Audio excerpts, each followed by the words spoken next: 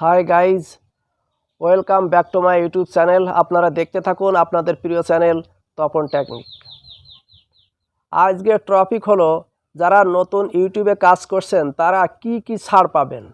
আসলে ইউটিউবে তেমন কোনো রুলস নেই যে নতুন ইউটিউবাররা ছাড় পাবেন। আমি 2018 সালে প্রথম একটি ইউটিউব চ্যানেল ক্রিয়েট করি এবং আমি কি কি ছাড় পেয়েছিলাম প্রথমে আমি সেই বিষয়গুলো আপনাদের কাছে শেয়ার করব।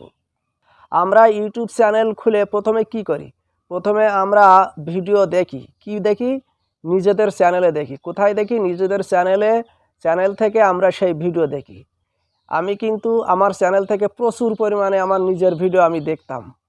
তখন আমি কিছুই জানতাম না, তা সত্ত্বেও আমি আমার চ্যানেলের মনিটাইজেশন পেয়ে যাই।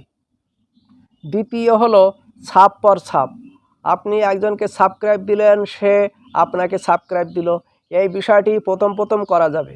আমি নিজেও করেছিলাম, কিন্তু যখন জানলাম তখন থেকে আর করতাম না। তা সত্ত্বেও আমি আমার চ্যানেলটি মনিটাইজেশন পেয়েছি। তাই বলে আপনারা জেনে শুনে ছাপ পর ছাপ এই কাজটি করতে যাবেন না। তৃতীয় বিষয় হলো নেট থেকে সাবস্ক্রাইব কেনা। আপনারা নেট থেকে সাবস্ক্রাইব কিনতে পারবেন। প্রথম এটা করা যাবে, পরে কিন্তু করলে হবে না। আমি নিজেও একবার শুধু 10টি সাবস্ক্রাইব কিনেছিলাম নেট থেকে, কিন্তু তাতে কোনো লাভ হয়নি।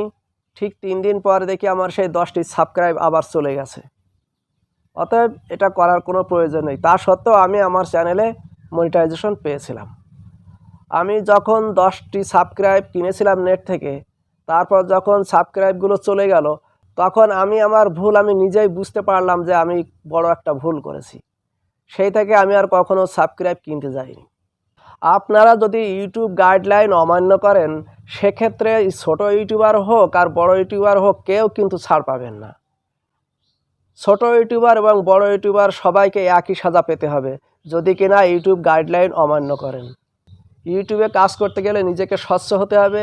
কারো মিউজিক, কারো সং এসবগুলো নেওয়া যাবে না। নিজের ভিডিও নিজেই তৈরি করতে হবে, অন্যের ভিডিও নেওয়া যাবে না। এইভাবে নিজেকে যদি স্বচ্ছ রাখা যায়, তাহলে আপনার ইউটিউব চ্যানেল যদি থেকে থাকে, একদিন না একদিন আপনি সেই চ্যানেল মনিটাইজেশন পাবেনই এবং সেই চ্যানেল থেকে আপনি ইনকাম করতেও পারবেন। ভিডিওটি ছিল এই। ভিডিওটি আমি এখানে শেষ করছি। আপনারা সকলেই ভালো থাকবেন। ধন্যবাদ।